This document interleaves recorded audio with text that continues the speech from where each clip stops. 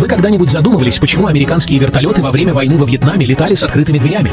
У этих вертолетов Хьюи с открытыми дверями, которые мы часто видим в новостях или фильмах, было несколько важных причин для такой конструкции. Вертолеты Хьюи, ставшие одним из символов войны, изначально не были предназначены для установки пулеметов.